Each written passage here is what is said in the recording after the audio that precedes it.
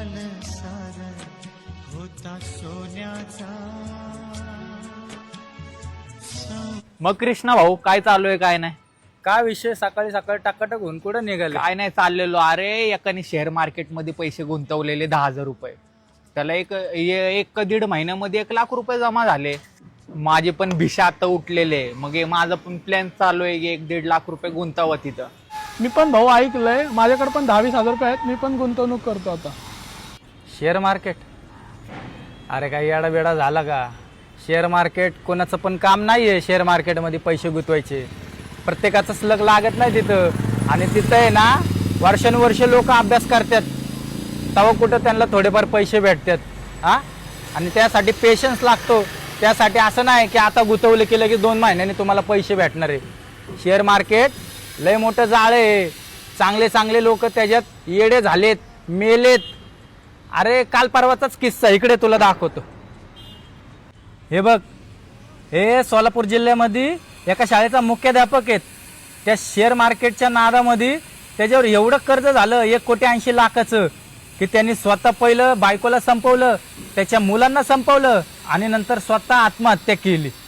अरे share market काय सोपा खेळ नाहीये.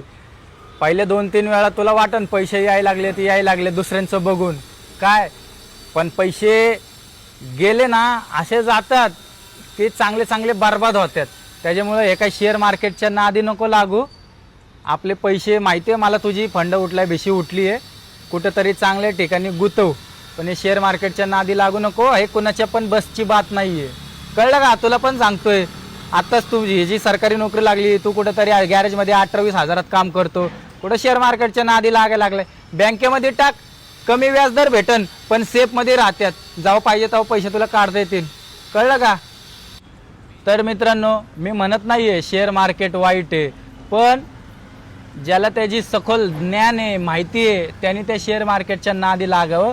आणि ते पण पैसे जसं असन तसं गुंतवावं. जर तुमच्याकडे 20,000 असन तर तुम्ही कुठं 1,000-2,000 गुंतवा. तुम्ही 20 आहे म्हणून डायरेक्ट 15-20 हजार गुंतवायला गेले तर तुमच्या जीवनाची बर्बादी व्हायला वेळ लागत नाही. एक प्रकारचं हे व्यसन आहे, जुगार आहे. जसे पैसे तुम्हाला भेटत जातात तसं तुमची हाव वाढत जाते.